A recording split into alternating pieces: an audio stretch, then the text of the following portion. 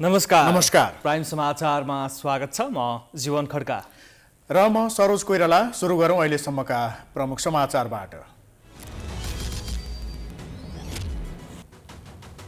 संसद चल्नै नदिने स्थिति आए, अर्ली इलेक्सनमा पनि जान सकिनेमा सत्ता गठबन्धनभित्र बहस। खोजेको त्यस्तो हो भन्दै एमाले झन उत्साही। राष्ट्रवादी र राष्ट्रघातीको आरोप लगाउँदै माओवादीका दुई पक्ष एकअर्कालाई खुइल्याउँदै विश्लेषक भन्छन् वैचारिक लडाईँ होइन, वर्चस्वको विवाद मात्रै।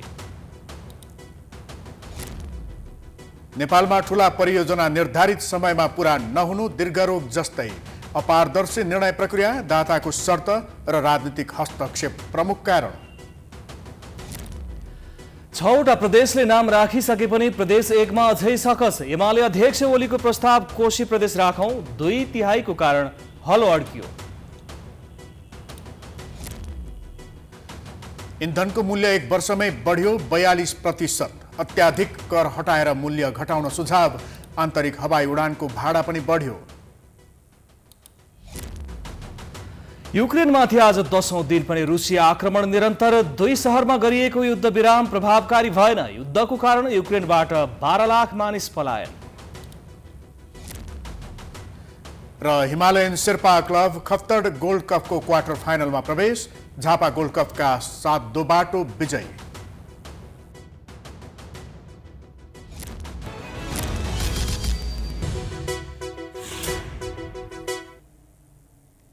अब समाचार विस्तारमा।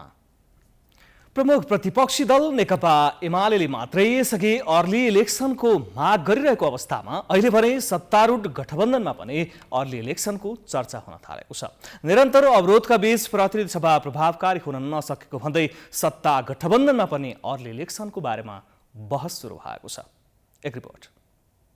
संसदको अवरोध हटाउन एमालेमै रहेको अवस्थामा पार्टीले कारबाही गरेका एकीकृत समाजवादीका 14 जना सांसदलाई गैर सांसद घोषणा गर्नुपर्ने अथवा सभामुखलाई हटाउनु पर्ने एमालेको माग छ, जुन माग पूरा गर्न सक्ने अवस्थामा सत्तापक्ष छैन।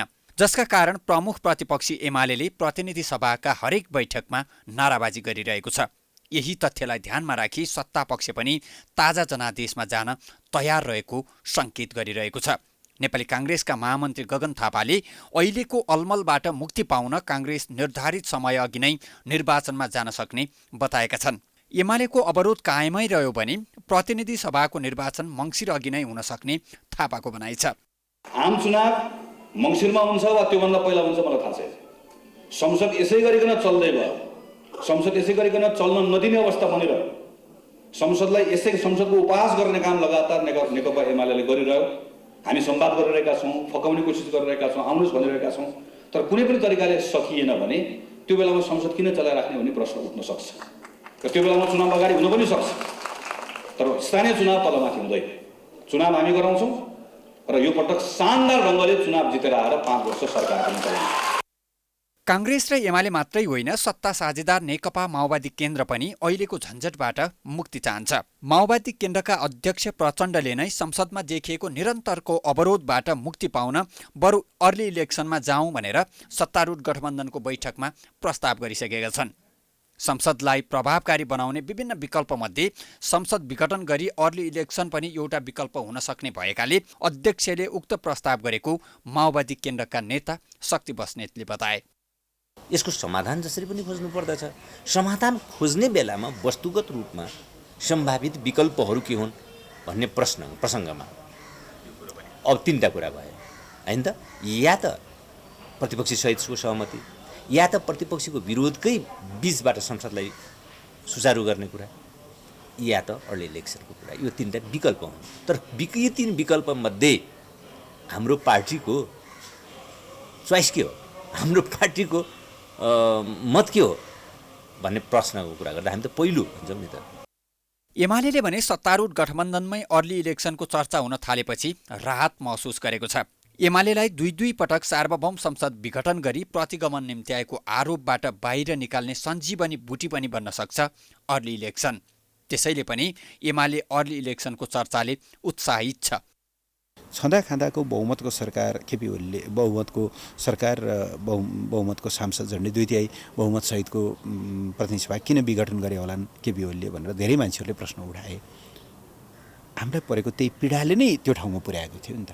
आज उहाँहरूले त्यो महसुस गर्नुभएको र वास्तवमा ताजा जान चाहिन्छ भन्ने ठाउँमा पुग्नुभएको भने हामी हिजोदेखि त्यो कुरामा सही थियौँ भन्ने कुरा त पुष्टि हुन्छ, प्रमाणित हुन्छ। त्यो कुरा हामीले यदि चुनाव हुन्छ भने हामी फेस गर्न तयार छौँ, तर स्थानीय चुनावको निर्धारित कार्यतालिकालाई प्रभावित पनि गर्न पाइँदैन। अहिले स्थानीय तहको निर्वाचनको मिति घोषणा मात्रै भएको छैन, निर्वाचनको तयारी पनि तीव्र भइरहेको छ। त्यसकारण तत्काल सङ्घीय निर्वाचन सम्भव देखिँदैन। तर 6 महिना अघि निर्वाचन गर्न सकिने वैधानिक व्यवस्थाको कारण मङ्सिरमा हुने निर्वाचन 6 महिना अघि सार्न सकिने कानुनका जानकारहरू बताउँछन्। संसदको अवरोध हटाउने सबै उपाय निरर्थक साबित भएको अवस्थामा सत्ता गठबन्धनमै अर्ली इलेक्सनको चर्चा हुनुलाई पनि अर्थपूर्ण रूपले हेरिएको छ। प्रधानमन्त्री शेरबहादुर देउवाले सङ्घीय निजामती सेवा ऐनलाई यथाशीघ्र जारी गर्ने बताएका छन्। शनिबार काठमाडौँमा नेपाल निजामती कर्मचारी युनियनको 8औं महाधिवेशन उद्घाटन गर्दै प्रधानमन्त्री देउवाले कर्मचारीको समस्या समाधान गर्न सरकार प्रतिबद्ध रहेको स्पष्ट पारेका हुन्। यसका लागि सङ्घीय निजामती सेवा ऐन छिट्टै जारी गर्ने देउवाको प्रतिबद्धता छ। उनले कर्मचारी समायोजनका क्रममा देखिएका समस्यालाई पनि समाधान गर्दै सेवा प्रवाहलाई थप प्रभावकारी बनाउन सरकार प्रतिबद्ध रहेको धारणा राखे। प्रधानमन्त्री देउवाले निजामती कर्मचारीले राजनीतिक आस्थाका आधारमा कुनै भेदभाव नगरी छिटो छरितो सेवा प्रवाह गर्नुपर्नेमा जोड दिए।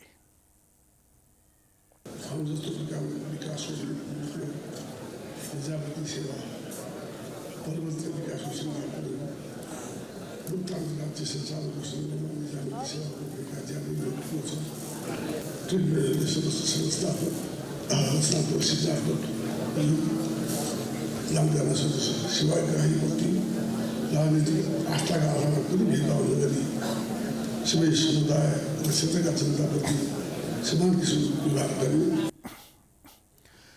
प्रधानमन्त्री देउवाले मुलुक सङ्घीय संरचनामा गएपछि कर्मचारी समायोजन गर्दा देखिएका समस्या पनि समाधान गर्ने प्रतिबद्धता जनाएका छन्। त्यसअघि नेपाल निजामती कर्मचारी युनियनका अध्यक्ष गोपाल प्रसाद पोखरेलले सङ्घीय निजामती सेवा ऐन छिटो जारी गर्न र कर्मचारी समायोजनका क्रममा देखिएका समस्या समाधान गर्न ध्यानाकर्षण गराएका थिए।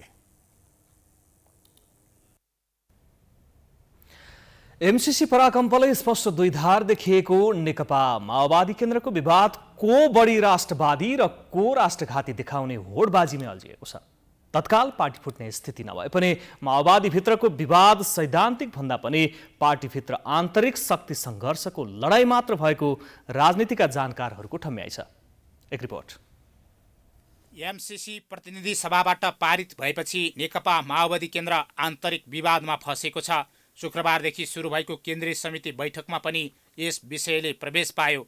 व्याख्यात्मक घोषणासहित एमसीसी पारित गरेर देशलाई दुर्घटनाबाट बचाएको, गठबन्धन जोगाएको भन्दै अध्यक्ष पुष्पकमल दाहाल प्रचण्डले एमसीसी अनुमोदनको बचाउ गरेका छन्। तर अर्का नेता नारायण काजी श्रेष्ठ समूह भने एमसीसीमा राष्ट्रघात भएको भन्दै फरक मतसहित मोर्चा बन्दीको तयारीमा छ।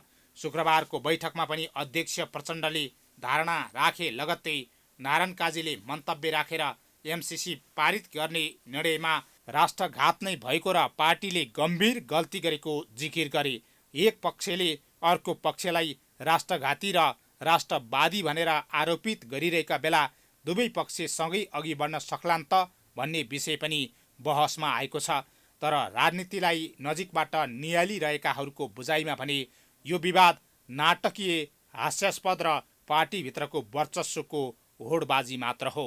राष्ट्रघाती भन्ने र चाहिँ एमसीसी सम्झौता गर्ने पक्ष राष्ट्रघाती जस्तो देखिने र अर्को पक्ष राष्ट्रघातीको विरोध गर्ने जस्तो जुन देखिएको छ त्यो हास्यास्पद र नाटकीय जस्तो देखिन्छ।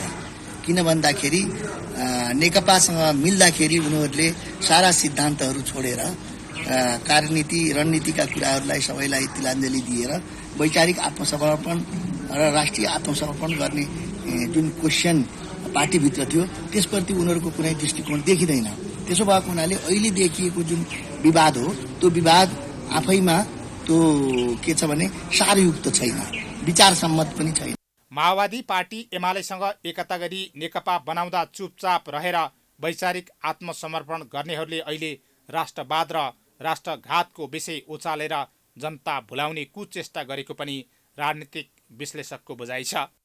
यिनीहरूको बीचमा त्यति बेला जुन बेला मिस्टर प्रचण्डजीले जुन कुरा राखेको थियो नि, विचार दर्शन छोडेर नेकपा ओलीजीहरूसँग जुन एकता गरे त्यो वास्तवमा त्यति बेलै छोडिसक्यो हो त।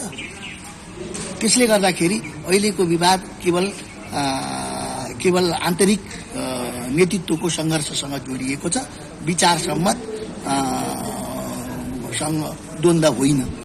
आसन्न स्थानीय तह निर्वाचनका बेला पार्टीभित्रको विवाद चर्काउनुभन्दा एकताबद्ध भएर चुनाव केन्द्रित हुनुपर्नेमा अनावश्यक बखेडा झिकेर पार्टीलाई कमजोर बनाएको भन्दै कतिपयले आलोचना पनि गरेका छन्। प्राइम टाइम्स एचडीका लागि हरिशरण तिमिल सिन्हाको रिपोर्ट। नेपालमा ठूला विकास आयोजनाहरू तोकिएको समयमै सम्पन्न नहुनु एउटा दीर्घ रोग जस्तै भएको छ। सम्पन्न भएका आयोजनाहरूको पनि गुणस्तरमा प्रश्न उठ्दै आएको छ। यसले एकातिर समयको बर्बादी गराएको छ भने अर्कोतिर लागत पनि बढिरहेको छ। तर यस विषयमा सतही विश्लेषण गरिए पनि धेरै समस्याप्रति बेवास्ता गरिएको छ। एक रिपोर्ट। देशमा राजनीतिक प्रणालीमा परिवर्तन भए पनि नेपाली जनताले खोजेका विकास पूर्वाधार र त्यसको प्रतिफल पाउन सकेका छैनन्। दलहरूले चुनावी घोषणापत्रमा स्थिरता र विकास जति गुलिया विषय समेटे पनि यथार्थमा परिणत हुन सकेको छैन। अहिले गौरवका आयोजना र 100 ठूला परियोजनाको निर्माणको क्रममा छन्। नेपालमा अहिले 21वटा राष्ट्रिय गौरवका आयोजना छन्, तर ती कुनै पनि आयोजना निर्धारित समयमा सम्पन्न हुन सकेनन्। 2044 सालमा सुरु भएको भेरीबबई सिँचाइ आयोजना अझै पनि सम्पन्न भएको छैन। यो आयोजनाको अहिलेसम्म जम्मा 60% मात्रै प्रगति भएको छ। त्यस्तै 2055मा सुरु भएको मेलम्ची आयोजनाको हालत पनि उस्तै छ। केही महिना अघि काठमाडौँमा पानी आए पनि बाढी पहिरोले फेरि अवरोध पुर्याएको छ।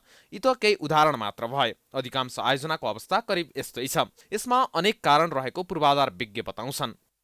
हामी आयोजना लिन्छौँ, पैसा आयो, अनुदानमा आयो या अन्य तर लोनमा आयो भनेर भन्छौँ र हामी चाहिने एउटा परिमार्जित हिसाबले त्यसमा विचार गरेर सोच बुद्धि पुर्याएर देशको हितमा के छ के छैन त्यो जुन सम्झौता भएको छ त्यसलाई राम्रोसँग अध्ययन नगरेर चाहिँ गर्छौँ र त्यसले गर्दाखेरि कुनै पनि चिज राम्रोसँग अध्ययन नगरेर चाहिँ गर्दाखेरि त त्यो विकासको नाउँ भन्दैमा विकास आउँदैन नि त। कार्यान्वयन नभएको विषयलाई दोष दिने तर कार्यान्वयनका जटिल पक्षमा सरकार र नीति निर्माता गम्भीर नबन्दा समस्या भएको अर्का पूर्वाधार विज्ञ डाक्टर सूर्यराज आचार्यको तर्क छ। दोषपूर्ण परियोजना डिजाइन, परियोजना स्वीकृतिमा ढिलाइ, डीपीआर बिनी आयोजना अगाडि बढ्नु, जग्गा अधिग्रहण, रुख फडानी जस्ता समस्या, कमिसनको खेल हुनु, निर्माण कम्पनीले आफ्नो क्षमताभन्दा बढी ठेक्का लिएर अलपत्र पार्नु, अन्तर्निकाय समन्वयको अभाव, वातावरणीय प्रभावको नाममा अपर्याप्त निर्माण सामग्री, कार्यान्वयन गर्ने संस्थागत क्षमता कमजोर हुनु, आयोजना प्रमुख, कर्मचारी र ठेकेदार जिम्मेवार तथा जवाफदेही नहुनु, आयोजना प्रमुखलाई धेरै विषयमा छेकबार हुनु, प्रभावकारी अनुगमनको कमी लगायतका कारणले नेपालको विकास आयोजना गुणस्तरीय रूपमा तोकिएको समयमा सकिँदैनन् र लागत बढिरहन्छ।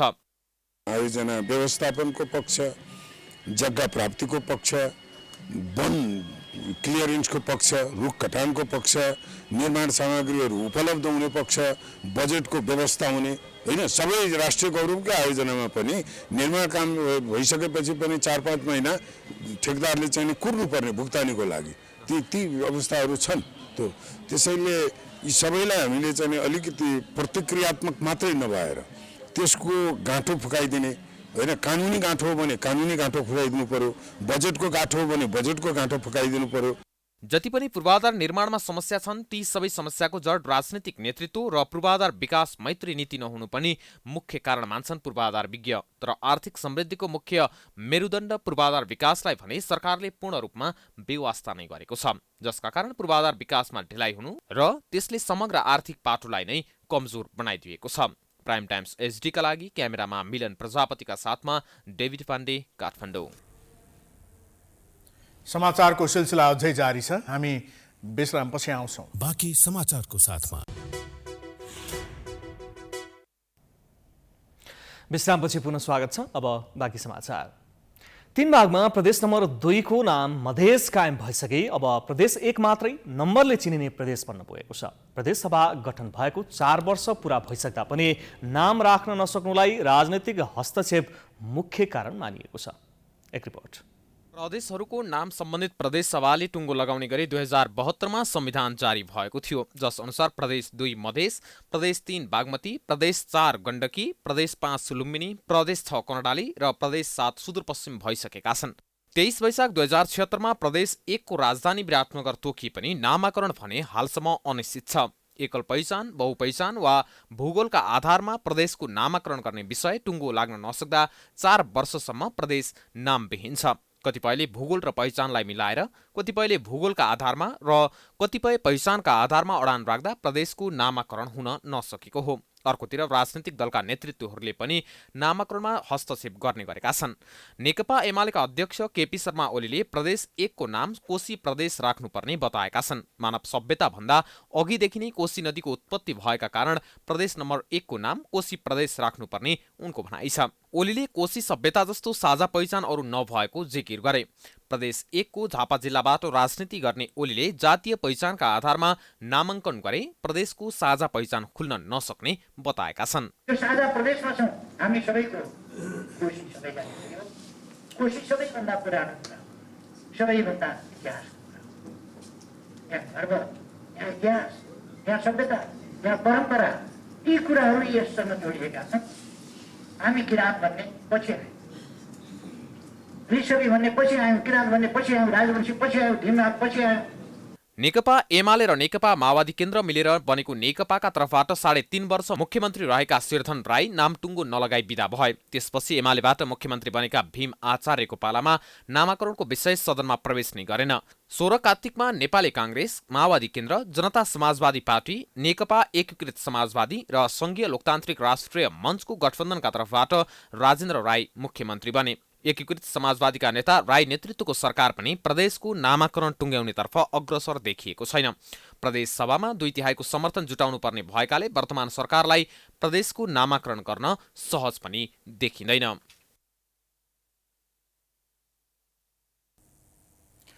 नवनिर्वाचित राष्ट्रिय सभा सदस्यहरूले पद तथा गोपनीयताको शपथ लिएका छन्।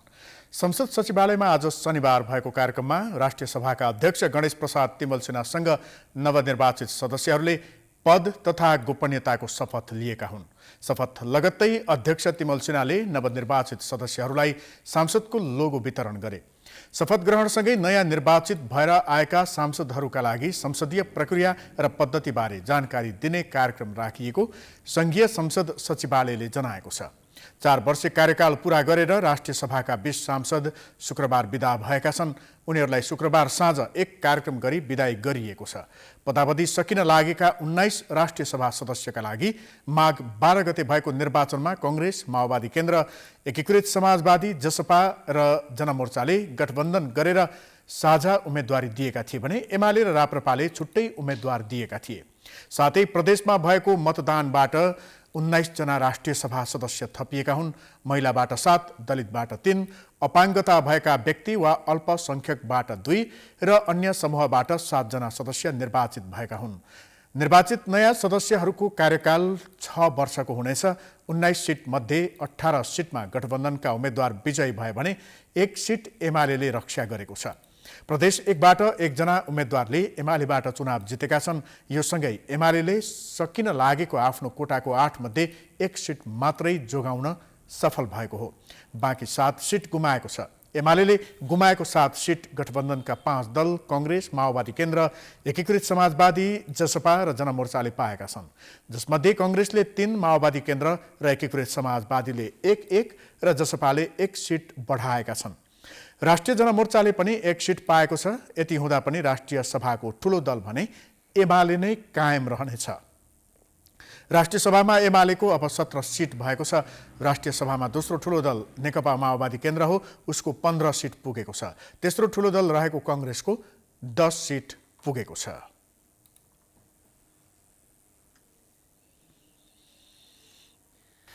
नेपाली कम्युनिस्ट आन्दोलनलाई नयाँ मोड दिने झापा आन्दोलन भएको 49 वर्ष पुरा भएको छ। झापा विद्रोहमा चन्द्रगढी कारागारमा थुनिएका योद्धा रामनाथ दाहाल, नेत्र घिमिरे, कृष्ण कुइकेल, नारायण श्रेष्ठ र वीरेन राजवंशीलाई 2029 सालको फागुन 21 गते जेल सार्ने निहुमा पञ्चायती शासकले इलामको सिमानामा पर्ने सुखानी जङ्गलमा गोली हानी हत्या गरेका थिए। त्यही दिनको सम्झनामा हरेक वर्ष फागुन 21 गते सुखानी शहीद स्मृति दिवस मनाउने गरिन्छ। सुखानी शहीद स्मृति दिवसका अवसरमा नेकपा एमालेका अध्यक्ष केपी शर्मा ओली सुखानी पुगेर शहीदको प्रतिमामा माल्यार्पण गरेका छन्। कम्युनिस्ट आन्दोलनलाई उचाइमा पुर्याउने झापा विद्रोहसँगै हत्या गरिएकालाई सरकारले 2072 फागुन 18 गते शहीद घोषणा गरेको थियो।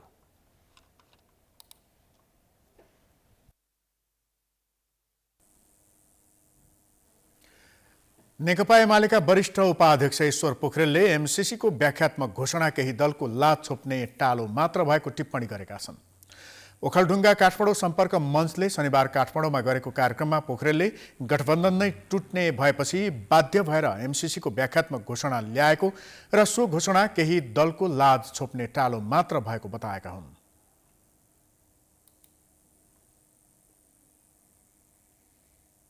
शेरबहादुरहरूले कडी-कडाउ कुरा गरे, गठबन्धनमा हुनुहुन्छ, भोट हाल्ने कि नहाल्ने यो कुरा भन्नुहोस् भनेपछि हामी भोट त हाल्छौँ, एउटा लाज छोप्ने टालो चाहियो भनेर अनि त्यो व्याख्यात्मक घोषणा भनेको बकवास ल्यायो। यस्तो नक्कली कुरा, अन्तर्राष्ट्रिय रूपमा ठग, देशभित्रको अविश्वसनीय पात्र, यस्तो खालको एउटा स्थिति हामीले झेल्यौँ। पोखरेलले राष्ट्रिय स्वाधीनता र स्वतन्त्रतामा असर नपर्ने गरी मुलुकको हितका लागि अन्य देशको सहयोग स्वीकार गर्नुपर्ने धारणा राखे। त्यस्तै उनले ताजा जनादेशमा जान्छु भन्दा नमान्ने तर संविधान रक्षा गर्ने नाममा आपराधिक काम भएको भन्दै घृणित दक्षिणपन्थी अवसरवादको अगुवाई माधव नेपालले गरेको आरोप लगाए। त्यसैगरी एमालेका उपाध्यक्ष सुभाष नेम्बाङले गठबन्धन सरकारका कारण राज्यको 3वटै अङ्ग विफल भएको बताएका छन्। शनिबार काठमाडौँमा प्रेस चौतारी नेपालको बागमती उपत्यका प्रतिष्ठान र एसोसिएट प्रदेशको संयुक्त प्रथम अधिवेशनको उद्घाटन गर्दै नेम्बाङले सरकार र संसदले केही काम गर्न नसकेको र अदालतलाई पनि सरकारले काम गर्न नदिएको बताए। यो गठबन्धन सरकारले सरकार विस्तार सम्बन्धी कार्यकारिणी यो हालत छ, संसदले सिङ्गो भन्न सकेको छैन, अदालत यो केही दिन अगाडिदेखि केही मुद्दा हेर्न थालेको छ, होइन भने अदालतको नीति हुन्छ। उनले अहिलेको अवस्थामा संविधान बमोजिम चुनाव हुनुपर्ने र जनताले नै फैसला गर्ने भन्दै गठबन्धन दलहरू चुनावमा जान डराइरहेको बताए। नेमाङले एमसीसी अनुमोदनका समयमा सरकारमा बस्ने दलहरूले दोहोरो चरित्र देखाएको आरोप समेत लगाएका थिए।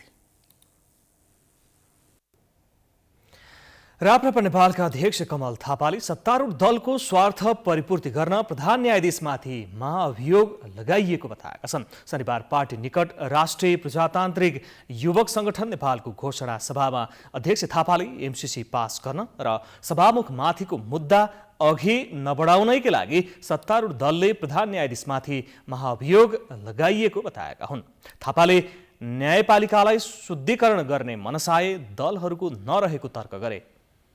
आवरणमा देशलाई लुट्ने काम भइराखेको छ। सर्वोच्च अदालतले प्रतिनिधि सभा पुनर्स्थापित गर्यो, तर पुनर्स्थापित भएको दिनदेखि आजसम्म एक दिन पनि प्रतिनिधि सभा चलेको छैन।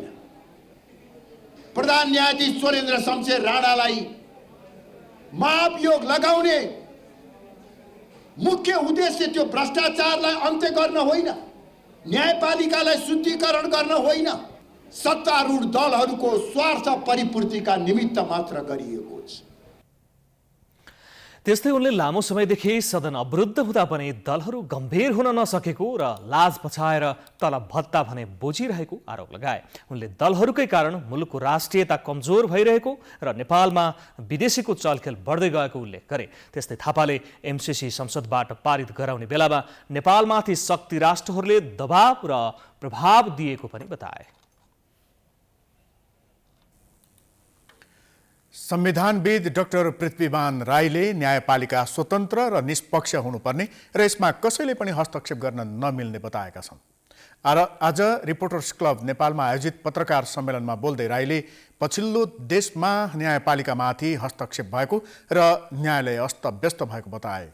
उनले अहिले न्यायाधीशमाथि आक्रमण मात्रै नभएर षड्यन्त्र पनि भइरहेको आरोप लगाए। मुद्दा छिन्नको लागि पैसा प्रयोग गरेर पैसालाई किलोमा जोखेर घुस दिन पर्छ, घुस लिन पर्छ, घुस खुवाउँछन् भन्ने किसिमको चाहिँ सम्बोधन गरेर उनीहरूले यो प्रकारले प्रकारान्तरणबाट उनीहरूले नाफा लिइरहेका छन्, पैसा कमाइरहेका छन्। न्यायपालिकामाथिको चाहिँ बलात् एक प्रकारको हस्तक्षेपको विरुद्धमा एउटा शङ्खघोष आवाज गर्ने एउटा जनसरकारको चाहिँ कुराहरूलाई चाहिँ तपाईँको हामीले अगाडि बढाउने भन्ने किसिमका चाहिँ कुराहरू सङ्कनाद गर्दै एउटा हामीले चाहिँ भेला पनि आयोजना गरेका छौँ। विश्वभक्त बाबा होमबहादुर कार्कीले न्यायालयमा भएको विकृति हट्नुपर्नेमा जोड दिए। उनले जनताले न्याय पाउने सर्वोच्च निकाय सर्वोच्च अदालतलाई पङ्गु बनाउने काम दलका नेताहरूले गर्नु गलत भएको टिप्पणी गरे। भनेको सम्माननीय प्रधानमन्त्रीले र पाण्डलीय गठबन्धन जसरी शैलेन्द्र शमशेरजीलाई लगाइएको छ महायोग, त्यो लगाउनु भनेको गलत हो। पहिला सम्माननीय प्रधानमन्त्रीले राजीनामा दिनुपर्छ, त्यसपछि उहाँलाई कारबाही गर्ने नगर्ने भनेको नेपाली जनताले हो। अब अधिवक्ता त्रिलोक बहादुर चन्दले अहिले राज्यका 3वटै अङ्ग ध्वस्त बनाइएको गुनासो पोखे। त्यस्तै सामाजिक अभियन्ता तथा पत्रकार हरिराम रिमालले राज्यले संविधान र कानुन अनुसार चल्नुपर्ने कुरा बिर्सन नहुने बताएका छन्। पीएचडी स्कलर वाइपी अधिकारीले न्यायपालिकामाथि राजनीतिक हस्तक्षेप गरिनु दुःखद भएको टिप्पणी गरे। कोरोना संक्रमणको तेस्रो लहर सुरु भएपछि आज पहिलो पटक 100 जना भन्दा कम व्यक्तिमा कोरोना संक्रमण पुष्टि भएको छ। पछिल्लो 24 घण्टामा देशभर 91 जनामा कोरोना भाइरसको संक्रमण पुष्टि भएको हो। 6220 जनाको कोरोना परीक्षण गर्दा पीसीआर विधिबाट 67 जना, एन्टिजेन विधिबाट 24 जनामा संक्रमण पुष्टि भएको स्वास्थ्य तथा जनसङ्ख्या मन्त्रालयले जनाएको छ। यही अवधिमा थप 362 जना निको भएका छन्। नेपालमा हालसम्म कुल संक्रमित मध्ये 9,58,555 जना संक्रमण मुक्त भइसकेका छन्। हाल निको हुने दर 98.1% पुगेको छ। यो सँगै देशभर सक्रिय संक्रमितको संख्या 6,947 पुगेको छ। पछिल्लो 24 घण्टामा कसैले पनि ज्यान गुमाएनन्। नेपालमा कोभिड-19 को संक्रमणबाट 11,945 जनाको मृत्यु भइसकेको छ। नेपालमा कोरोनाको मृत्युदर 1.2% रहेको छ। यही अवधिमा थप 2,0861 जनाले कोरोना विरुद्धको खोप लगाएका छन्। देशभर खोप अभियान सुरु भए यता 3,76,82,890 मात्रा खोप लगाइसकिएको छ। कोरोना संक्रमण रोकथामको लागि काठमाडौँ उपत्यकामा लगाइएका सबै प्रतिबन्धात्मक व्यवस्था शनिबारदेखि हटाइएको छ। पछिल्लो समयमा कोरोना संक्रमण घट्दै गएकोले फागुन 21 गते शनिबारदेखि लागू हुने गरी कानुन बमोजिमका राजनीतिक, आर्थिक, सामाजिक, शैक्षिक तथा व्यवसायिक क्रियाकलाप सञ्चालन गर्न गराउन उक्त आदेशमा भनिएको छ। आदेशमा यसरी गतिविधि सञ्चालन गर्दा प्रचलित स्वास्थ्य मापदण्डको पूर्ण पालना गर्न आग्रह गरिएको छ। प्राइम टाइम्स टेलिभिजनले सुदूरपश्चिमको विकासमा चासो राख्दै धनगढीमा अन्तर्क्रिया गरेको छ। सुदूरपश्चिमका हरेक क्षेत्रमा प्रदेश सरकार, स्थानीय तह र त्यहाँका राजनीतिक दलहरूले निर्वाह गरेको भूमिकाबारे टेलिभिजनले चासो व्यक्त गरेको हो। समारोहलाई सम्बोधन गर्दै अध्यक्ष ऋषि धमलाले सुदूरपश्चिमका विकास गतिविधि, स्थानीय र प्रदेश सरकार तथा दलहरूको भूमिकामाथि टेलिभिजनले सधैँ खबरदारी गर्ने जानकारी दिए। निर्वाचन आयो, निर्वाचन भनेर निर्वाचनको माहौल बनाउन, जनताहरूलाई राम्रो योग्य सक्षम नेतृत्व छैन, जनताको लागि काम गर्ने नेतृत्व छैन भन्ने एउटा अभियानको साथ देशव्यापी रूपमा प्राइम टाइम टेलिभिजनले प्रत्यक्ष प्रसारण गर्नेछ। आगामी दिनमा अब हामी एउटा प्लान गर्दैछौँ, योजना बनाउँदैछौँ। देशभरि प्राइम टाइम टेलिभिजनले जनताको घर दैलोमा गएर जनताका प्रतिनिधिले कति काम गरे, कति गर्न सके, कति गर्न सकेनन् भनेर हामी देखाउने छौँ। अनि त्यही मूल्याङ्कनको आधारमा तपाईँले मतदान गर्नुहोला। अध्यक्ष धमलाले विकासको प्रमुख समस्या भ्रष्टाचार भएकाले त्यसको समूल अन्त्यका लागि सबै एकबद्ध हुनुपर्ने धारणा राखे। समारोहलाई सम्बोधन गर्दै धनगढी उपमहानगरपालिकाका मेयर नृप वडले प्राइम टाइम्स टेलिभिजनले सुदूरपश्चिम प्रदेशमा राखेको चासोप्रति धन्यवाद दिए। उनले आफ्नो कार्यकालमा सुशासन, विकास, जनताका अधिकार र जनपक्षीय काम भएको दावी गरे। हरेक नागरिकलाई र 77वटै जिल्लाका नागरिकलाई हामीले सम्बन्धित ठाउँमा पुगाउने वातावरण सिर्जना गर्यौँ। 12,000 मान्छेसम्म एक दिनमा पुग्दा पनि उहाँहरूलाई एक छाक खाना खुवाएर व्यवस्थित गरेर सम्बन्धित ठाउँमा पुगाउने वातावरण हामीले सिर्जना गर्यौँ। त्यही फलस्वरूप अहिले हामीले 3वटा पुरस्कार धनगढी महानगरपालिकाले पालिकामा पुरस्कार पाउनेमा हामी मात्रै छौँ जस्तो मलाई लाग्छ, 753वटा पालिकामा। समारोहलाई सम्बोधन गर्दै सुदूरपश्चिम प्रदेश कांग्रेस संसदीय दलका नेता डाक्टर रणबहादुर रावलले प्रदेश सरकार भ्रष्टाचारमा चुरलुम्म डुबेको आरोप लगाए। यो प्रदेशका प्रदेशका यो चाहिँ एउटा गम्भीर योजनाहरू यो हुन् भन्ने चाहिँ छुटाउन सकेको अवस्था छैन। त्यो वडासँग प्रतिस्पर्धा गर्ने खालका योजनाहरू आज छ्यालब्याल खालका योजनाहरू, सानो 2 लाखका योजना, 25,000 का, 50,000 का, 1 लाख का, 5 लाख का, 10 लाख का, हजारौं हजार योजना छन्। त्यसको अनुगमन मूल्याङ्कन कसले गर्ने हो? त्यसकारण चाहिँ एउटा मेरो सुझाव थियो, मैले कमसेकम गरौँ, त्यो सीमित योजनाहरू गरौँ। कमसेकम केही वर्षपछि सरकार छोडेपछि पनि कमसेकम हामी मान्नेहरू भएपछि कमसेकम सरकारमा नभए पनि कमसेकम यो बाटो यहाँदेखि यहाँसम्म 50-30 किलोमिटर बाटो त प्रष्ट बन्यो। नेता रावलले प्रतिपक्षी दलले जति खबरदारी गरे पनि मुख्यमन्त्री त्रिलोचन भट्ट र उनको सरकार कानमा तेल हालेर बसेको आरोप लगाए। समारोहलाई भौतिक योजना मन्त्री दीर्घराज सोडारीले पनि सम्बोधन गर्दै सरकारले सक्दो प्रयास गरिरहेको बताए। त्यसपछि अरू केही झुलुङ्गी पुलहरू हामी निर्माणाधीन अवस्थामा छन्।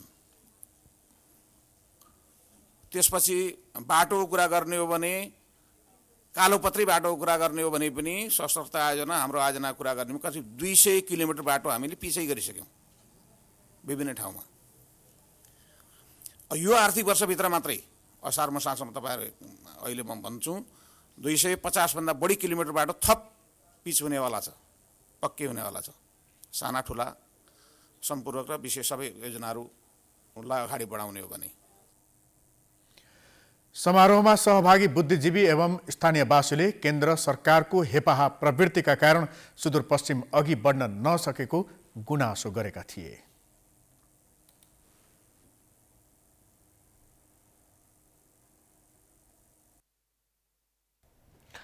नोबेल मेडिकल कलेजमा अध्ययनरत पीडित विद्यार्थीहरूले आफूहरूलाई तत्काल अन्य सार्वजनिक शिक्षण संस्थामा स्थानान्तरण गरिनुपर्ने माग गरेका छन्। शनिबार काठमाडौँमा पत्रकार सम्मेलन गर्दै उनीहरूले चिकित्सा शिक्षा आयोगले निर्धारण गरेको शुल्कभन्दा अतिरिक्त शुल्क असुल गर्न खोजेको आरोप लगाएका छन्।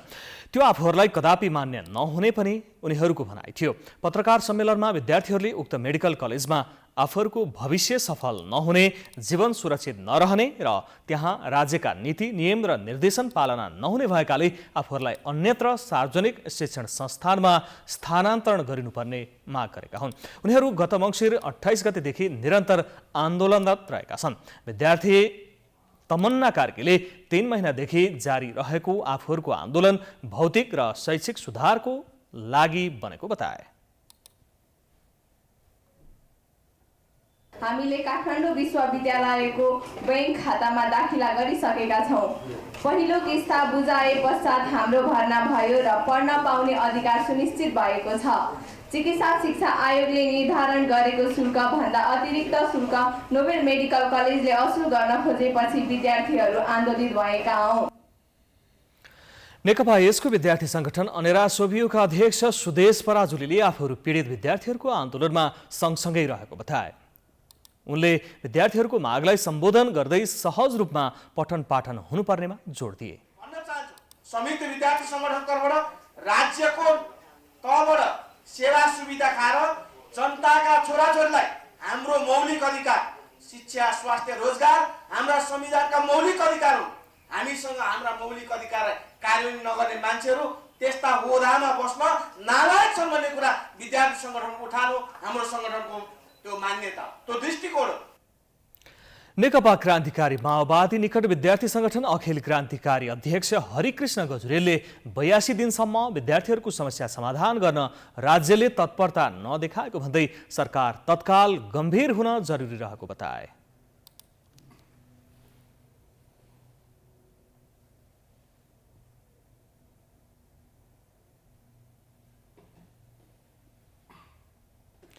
समाचारको सिलसिला अझै जारी छ। हामी विश्रामपछि आउँछौँ। बाँकी समाचारको साथमा विश्रामपछि स्वागत छ। अब आर्थिक समाचार।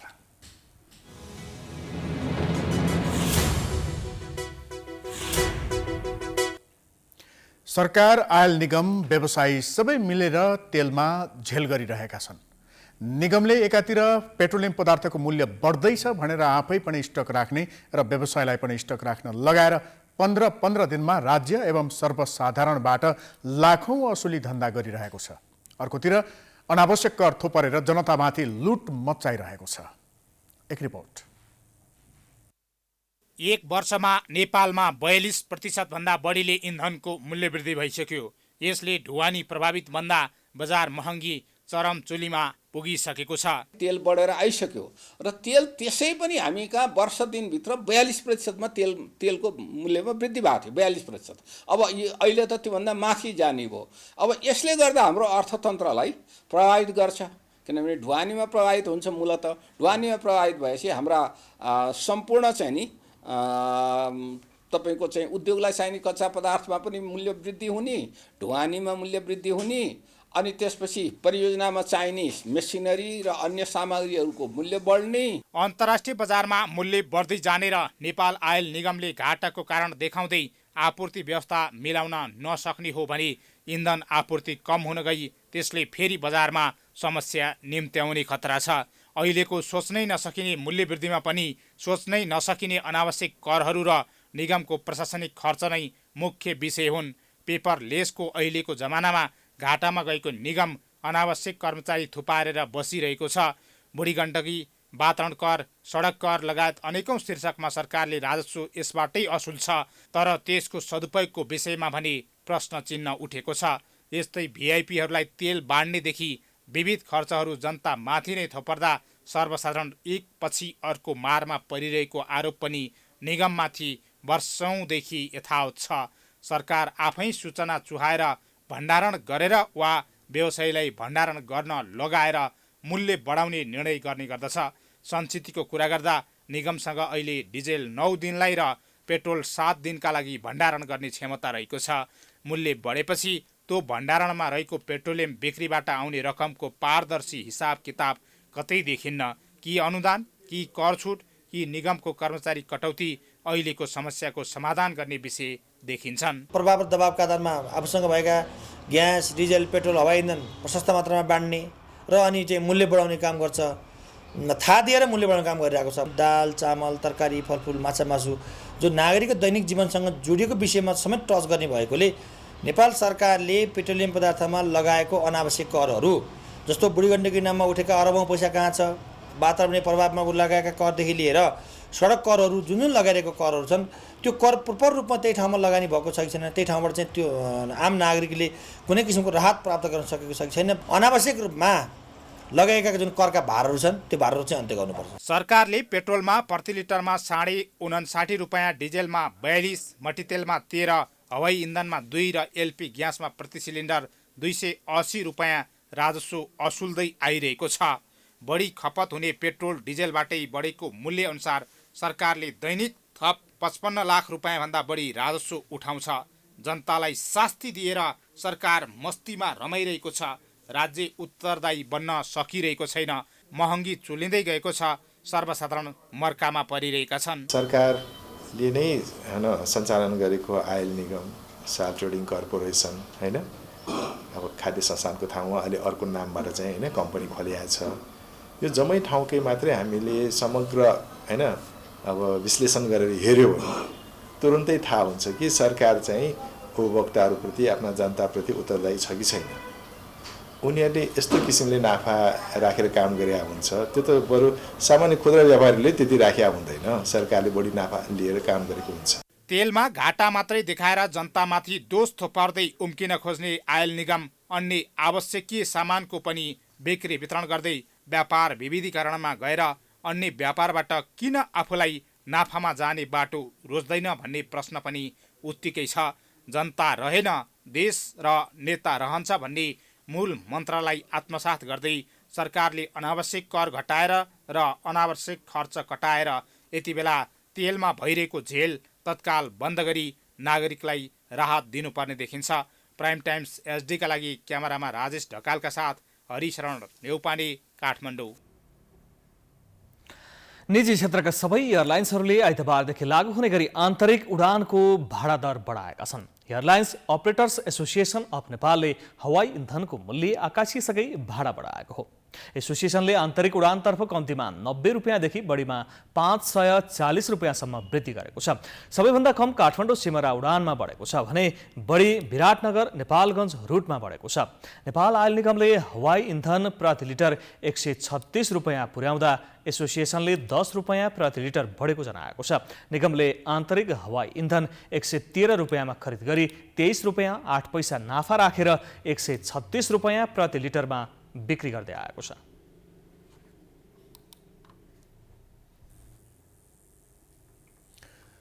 मध्य प्रदेश र गण्डकी प्रदेश बीच अन्तर्प्रदेशीय विमान सेवा सुरु भएको छ। गण्डकी प्रदेशको राजधानी पोखरा र मध्य प्रदेशको राजधानी जनकपुर धामसम्मको पहिलो उडानमा गण्डकी प्रदेशका मुख्यमन्त्री कृष्णचन्द्र नेपाली सहित 18 सदस्यीय टोली मध्य प्रदेशको भ्रमणमा जनकपुर पुगेका हुन्। दुवै प्रदेशको पर्यटनलाई बढावा दिने उद्देश्यले साताको 3 दिन उडान हुने गरी विमान सेवा सुरु भएको हो।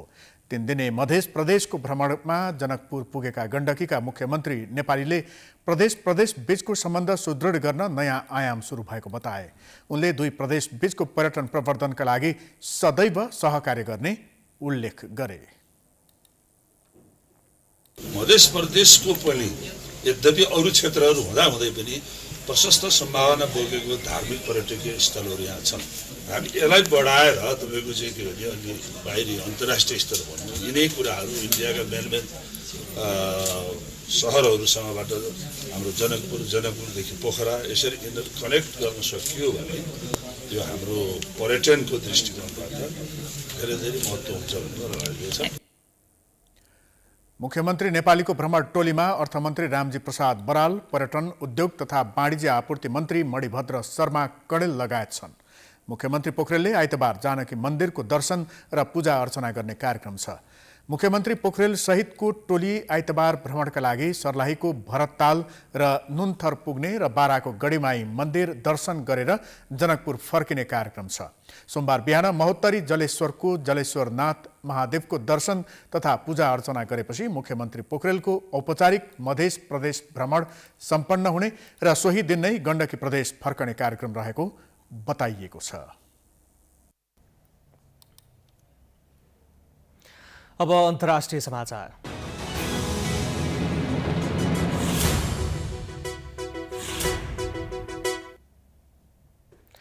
रुसले आज 10औं दिन पनि निरन्तर रूपमा युक्रेनमाथि आक्रमण जारी राखेको छ। आज मात्र रुसले युक्रेनको चार्निहिभको बाहिर आक्रमण गरेको छ। उता युक्रेनले पनि रुसको एउटा विमान खसालेको दाबी गरेको छ। यसैबीच रुसले आफूले कब्जा गरेका युक्रेनका 2 शहरमा अस्थायी रूपमा युद्धविराम घोषणा गरेको छ। तर सर्वसाधारणलाई युद्धविराम गरिएका शहरबाट बाहिर लैजाने काम स्थगित गरिएको छ। रुसी पक्षले अस्थायी युद्धविरामलाई लागू नगरेको भन्दै सो कार्य स्थगित गरिएको युक्रेनी अधिकारीहरूको भनाइ छ। युक्रेनले अहिलेसम्म 10,000 भन्दा धेरै रुसका सैनिकको मृत्यु भएको जनाएको छ। यस्तै युद्ध सुरु भए यता युक्रेनबाट 12 लाख मानिस पलायन भएको संयुक्त राष्ट्र सङ्घको शरणार्थी सम्बन्धी उच्च निकायले जनाएको छ। देश छाडेकाहरू धेरैजसो पोल्यान्ड पुगेका छन्। 6,50,000 भन्दा बढी मानिस पोल्यान्ड पुगेको अन्तर्राष्ट्रिय सञ्चार माध्यमले जनाएका छन्। यस्तै हंगेरी, माल्डोभा, स्लोभाकिया, रोमानियामा पनि धेरै संख्यामा मानिसहरू शरण लिन पुगेका छन्।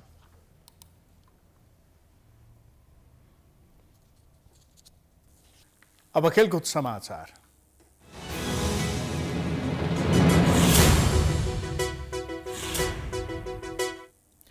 Himalayan Sherpa club Khaptad gold कपको क्वार्टर फाइनलमा प्रवेश गरेको छ। प्रतियोगितामा आफ्नो पहिलो खेलमा नै सिमराको जनजागृति युवा क्लबलाई 4-0ले पराजित गर्दै शेर्पाले अन्तिम 8मा स्थान बनाएको हो। धनगढी रङ्गशालामा भएको खेलमा शेर्पाको जितमा उलरिच शिवेले 2 गोल गरे भने 1 गोल विकास मिराग्लियाले गरे।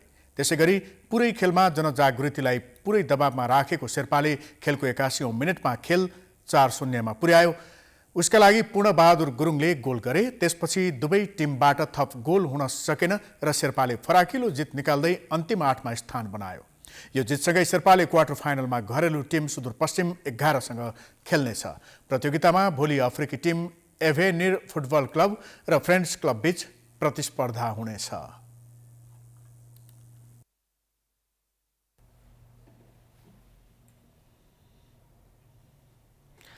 झापा गोल्ड कपको 5औं संस्करण आजदेखि सुरु भएको छ। झापाको बिर्तामोड स्थित डोमालाल राजवंशी रङ्गशालामा प्रतियोगिता सुरु भएको हो। प्रतियोगिताको नेकपा एमालेका अध्यक्ष केपी शर्मा ओलीले उद्घाटन गरेका थिए। उद्घाटन खेलमा 7 दोबाटो विजयी भएको छ। 7 दोबाटोले जाउलाखेल युथ क्लबलाई टाई ब्रेकरमा हराएको हो। 5औं संस्करणको झापा गोल्ड कपको विजेताले नगद 12,55,000 र उपविजेताले नगद 6,05,000 रुपैयाँ प्राप्त गर्नेछ। गोल्ड कप सम्पन्न गर्न 1,40,00,00,000 रुपैयाँ खर्च लाग्ने अनुमान गरिएको छ। खेलमा 10 टिमको सहभागिता रहेकोमा भारतको पनि 2 टिम समावेश भएको छ। खेलको फाइनल खेल 30 गते हुने आयोजकले जनाएको छ।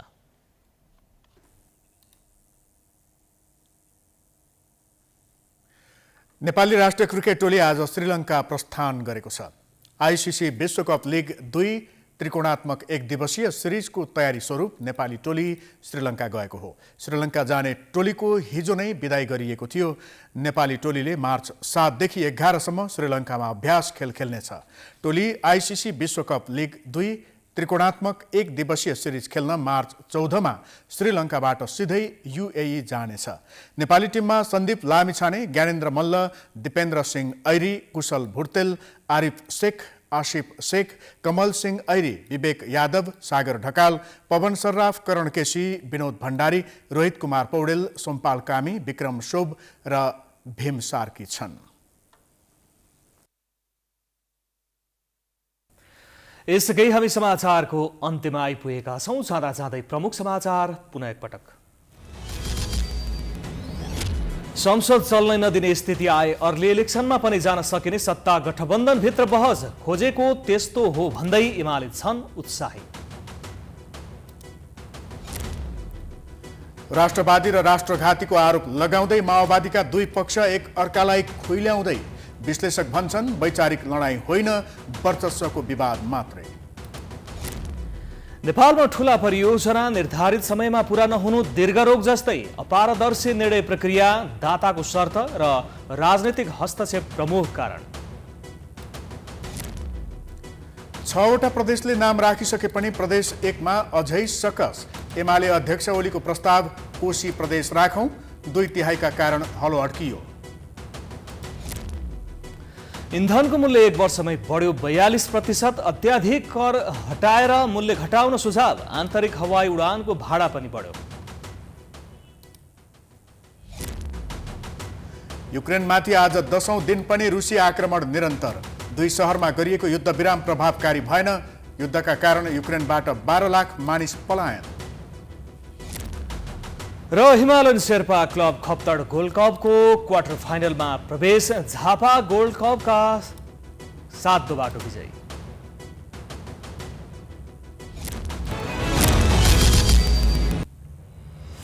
समाचार अहिलेलाई सकियो। यसपछिको प्रस्तुति धमलाको हमला ऋषि धमलाको साथ। हेर्दै गर्नुहोला प्राइम टाइम्स HD। नमस्कार।